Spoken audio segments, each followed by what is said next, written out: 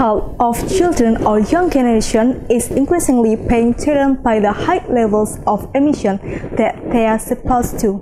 As a result, there is a growing concern about the potential of long-term effect of children's exposure to high levels of carbon emission. It is beyond understandable that children are more vulnerable to the air pollution than adults due to their smaller size and still in the developing bodies.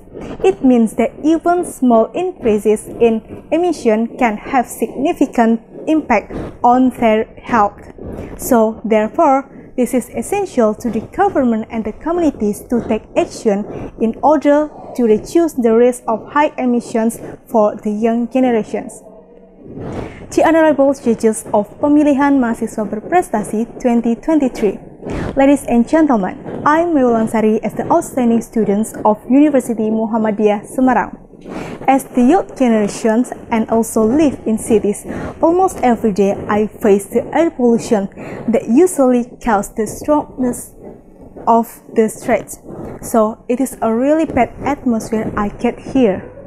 So today, I'm going to give speech to take action in order to reduce the risk of high emission by implementation of carbon tax as a responsive policy on the climate change and also in the sustainable economic growth to support the acceleration of sustainable development goals. Point 13 about climate change handling.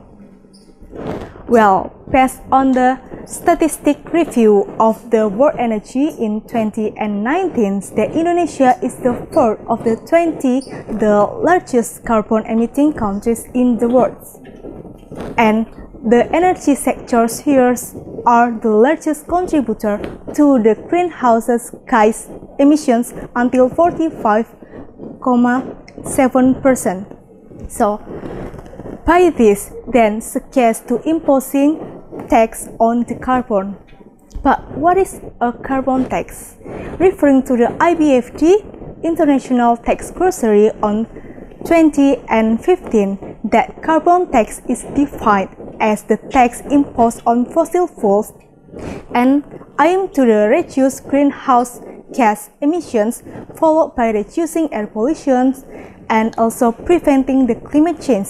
But not only that, like taxes in the general, that carbon tax here can also be used as the additional sources of the state revenue.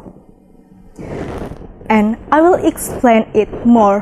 What is the subject of this carbon tax? The subject of carbon tax here is generally industries that have or use the fossil fuels like the natural gas and oil and also coal, then use it to supply the energy in industrial production processes, while the object is the fossil fuels that can cause the carbon emission. We can see for the some countries that have successfully implemented this carbon tax, such as the Norway, Poland, Singapore, that they can increase until the 8% to the carbon emissions.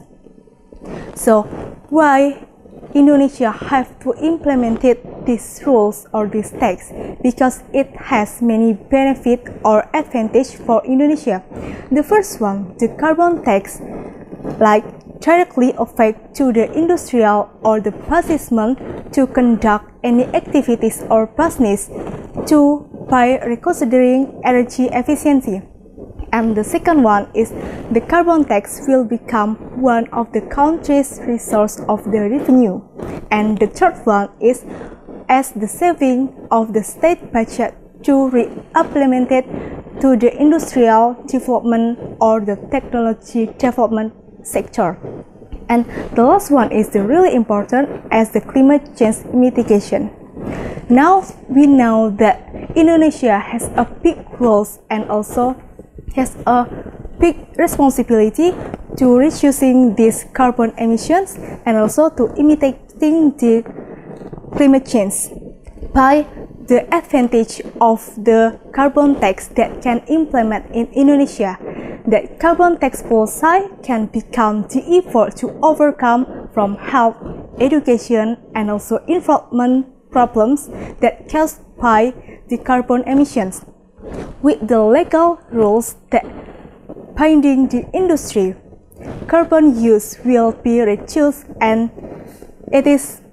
will be the more safety, and also the young generation or the youth will live healthier in clearance of the environmental, because the ambition to reducing the emission can give the better life for the next generations. Thank you.